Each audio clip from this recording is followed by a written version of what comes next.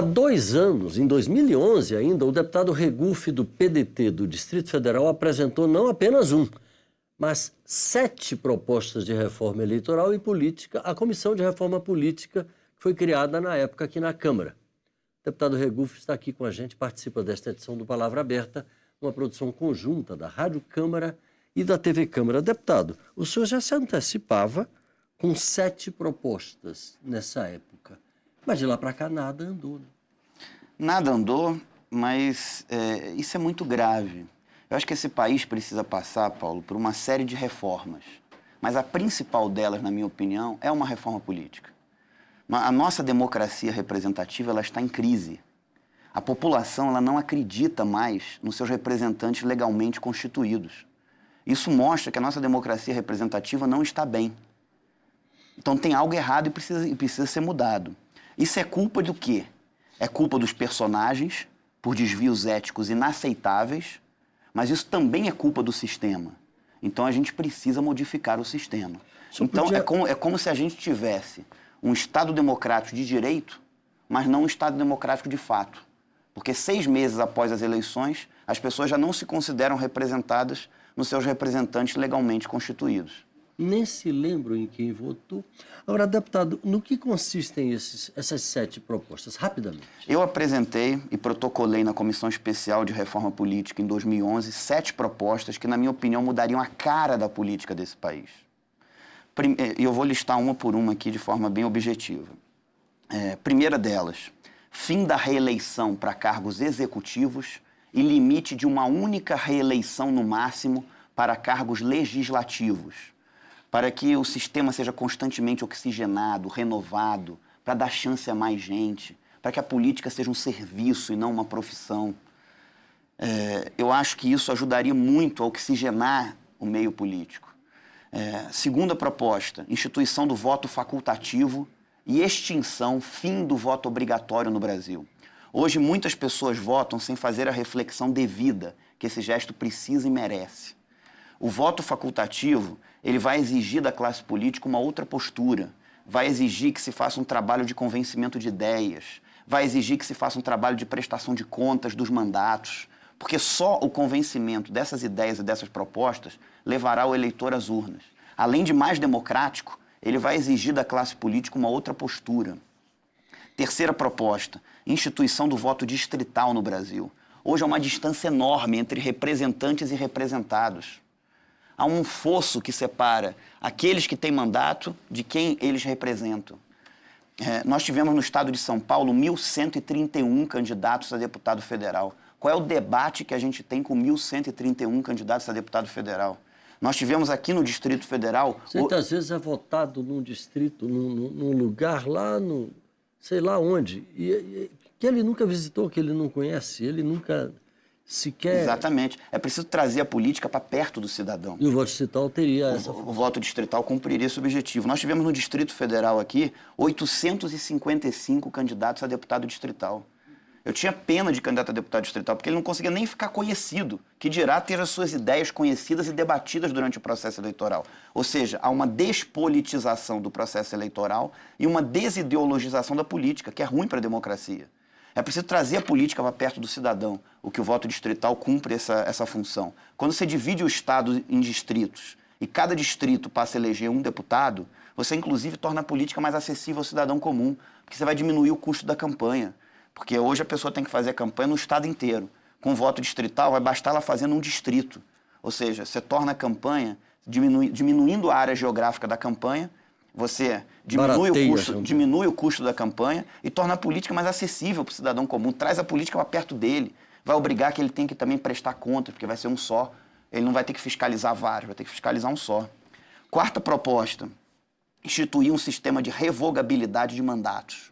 A pessoa, para ser candidata a um cargo eletivo, vai ter que registrar na Justiça Eleitoral suas propostas e compromissos. A Justiça Eleitoral, por sua vez, vai publicar essas propostas e compromissos no seu site na internet. Se depois de eleito, se o eleito não cumprir qualquer um daqueles compromissos que ele colocou na campanha e que registrou, ele perde o mandato, a Justiça Eleitoral tem que julgar isso nos mesmos moldes que julga hoje direito de resposta em campanha eleitoral. Julgamento sumário. Isso vai fazer que, por exemplo... Tal como acontece hoje com os empresários que não cumprem o que prometem nos seus produtos e aí são acusados até pelos PROCONs, etc., de propaganda enganosa. Claro, porque hoje o eleitor não tem nenhuma garantia legal de que aquilo que foi prometido a ele será cumprido. Essa proposta visa criar essa garantia legal. Se um candidato a deputado diz que sou contra aumento da carga tributária, aí tem uma votação aqui na Câmara de um projeto que cria um novo imposto, ou que aumenta a alíquota de um imposto, e ele votar a favor, ele perde o mandato, porque dentro do princípio da democracia representativa, ele se comprometeu na campanha a ser contra o aumento da carga tributária. Se um candidato a governador diz, vou construir um novo hospital na cidade tal, com 200 leitos e entregar em até um ano. Se ele não entregar em até um ano um hospital ali com 200 leitos, ele não cumpre os outros 3.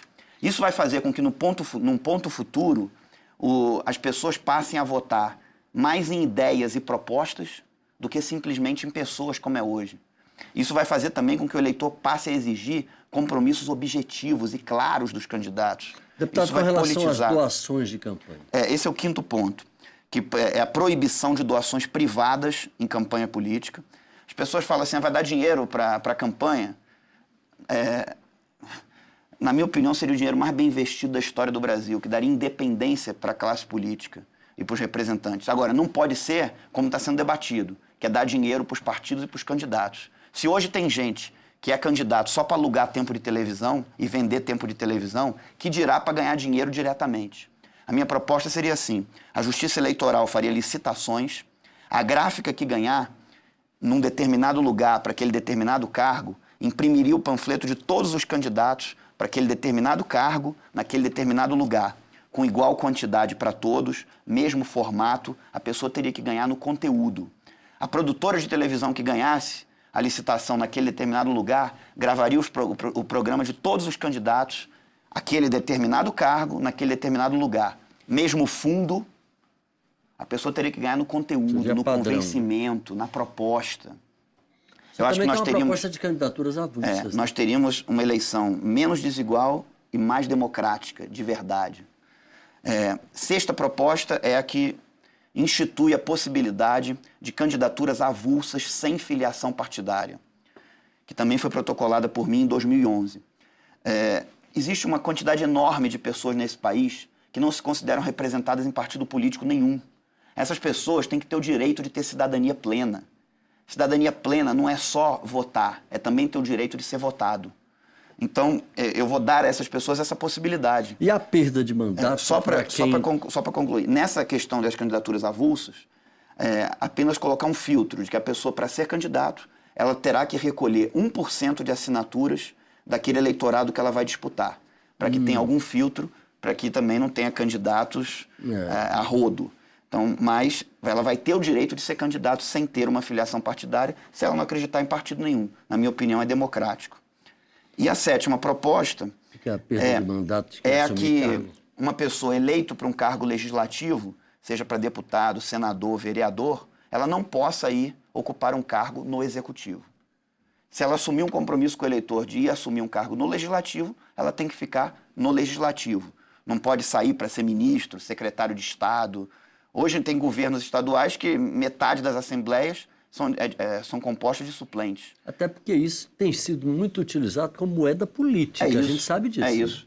E eu não estou propondo nada original, não. Nos Estados Unidos, quando o presidente Barack Obama convidou a então senadora pelo estado de Nova York, Hillary Clinton, para ser secretária de Estado, que é equivalente a ministro das Relações Exteriores aqui no Brasil, ela teve que renunciar o mandato de senadora pelo estado de Nova York. Se a pessoa quiser ocupar um cargo no executivo, não tem problema nenhum, mas tem que renunciar ao seu mandato. Até porque a Constituição Federal é clara quando fala na separação dos poderes. Deputado, nós estamos no finzinho do nosso tempo, mas eu não posso deixar de lhe perguntar a respeito do plebiscito, que está aí sendo empurrado pelo governo, apesar de ter sido rechaçado assim abertamente na reunião de líderes que aconteceu aqui na Câmara e também lá no Senado. Como é que o senhor está vendo isso? Só para a gente encerrar. Primeiro, eu acho a reforma política importantíssima. E acho que o Congresso nunca vai fazer a reforma política que precisa ser feita. Quem foi eleito por um sistema não vai querer mudá-lo. Então eu vejo o plebiscito com bons olhos. Acho apenas que não deveria ser de forma solteira, criando um gasto extra para o contribuinte. Deveria ser feito junto das eleições. Agora, não pode ser o plebiscito proposto pela Presidência da República. Tem outras propostas que também poderiam ser analisadas pela sociedade. Ou a sociedade é inteligente para decidir por algumas coisas e não é inteligente para analisar outras coisas. Por exemplo? Eu acho que deveria o voto facultativo, a população poder decidir se o voto deve ser facultativo ou obrigatório. A possibilidade de candidaturas avulsas. Se pode uma pessoa... Esse menu aqui que o senhor apresentou. Se pode uma pessoa ser candidato sem filiação partidária. Se deve ter limite de reeleições para o legislativo. Ou se uma pessoa pode ficar deputado por 30, 40 anos. Se não seria correto limitar uma reeleição para oxigenar melhor o sistema. E um sistema de revogabilidade de mandatos. Eu acho que a população poderia decidir sobre isso. Aliás, seria a única chance da gente ver isso sendo aprovado. Porque aqui, com toda sinceridade, eu não vejo essa ressonância. Até porque quem foi eleito por um sistema não quer mudá-lo, infelizmente. Mesmo essas mudanças sendo importantes para o país e para a nossa democracia. Deputado Regufe, do PDT do Distrito Federal, muito obrigado pela sua participação aqui com a gente. A você de casa, obrigado pela audiência, um abraço e até a próxima.